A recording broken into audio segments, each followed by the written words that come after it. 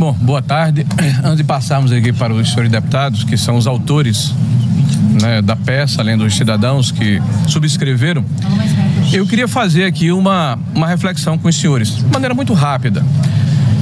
Nós temos mais de 150 deputados que subscrevem a necessidade de apresentarmos um processo de impedimento contra o ministro do Supremo Tribunal Federal. Nós temos mais de 30 senadores que já anunciam a sua posição de que, de fato, há abuso e desequilíbrio na relação entre os poderes, o que atinge de morte a democracia brasileira.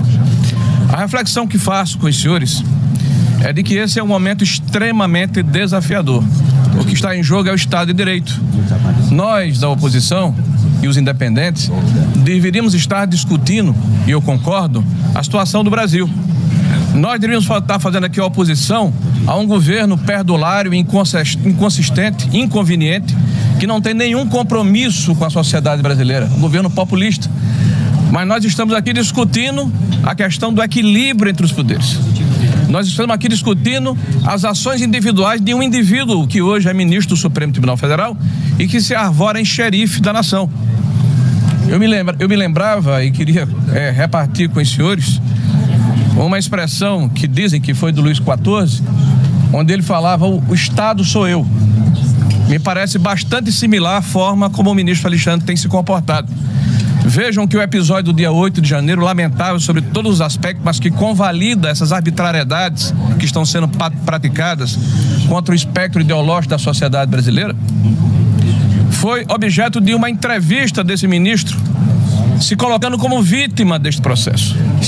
Pois muito bem, aonde está a imparcialidade desse juiz? Se ele se coloca como vítima, ele justifica que pode se manter à frente do processo porque o agredido não era ele, era o Estado, ou seja, o rei sou eu.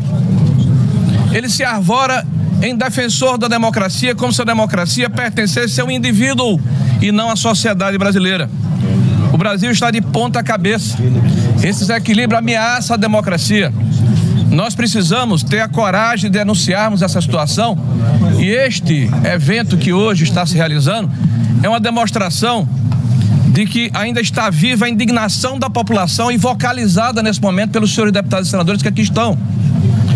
Porque o que acontece nas ruas de todo o Brasil é um sentimento de impotência, é um sentimento de injustiça, é um sentimento de que a justiça perdeu a credibilidade. Precisamos defender o judiciário, precisamos defender o legislativo, precisamos defender a democracia.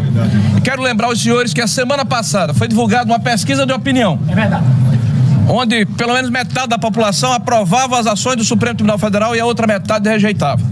Mas pasmem, se vocês olharem os microdados, aqueles que acham que a justiça está agindo de forma adequada, mais de 90% votou em Lula. Aqueles que acham que a justiça não está correta, mais de 90% votou em Bolsonaro. Então quem sabe ler entendeu. Quase a totalidade da população brasileira afirma: a justiça está agindo de forma política e não de acordo com a lei. E a lei precisa ser a lei que defende a mim e ao meu inimigo, porque esse é o escudo que ampara todos os cidadãos brasileiros. A Constituição precisa ser erguida aqui como escudo, como defesa da sociedade brasileira.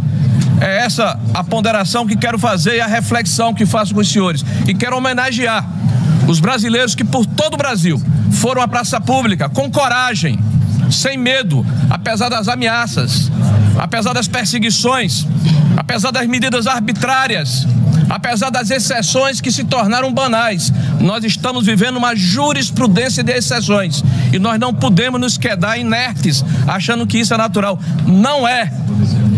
E eu peço à população brasileira que está nos ouvindo agora que procure o seu parlamentar, que procure o seu representante e peça a ele que faça justiça.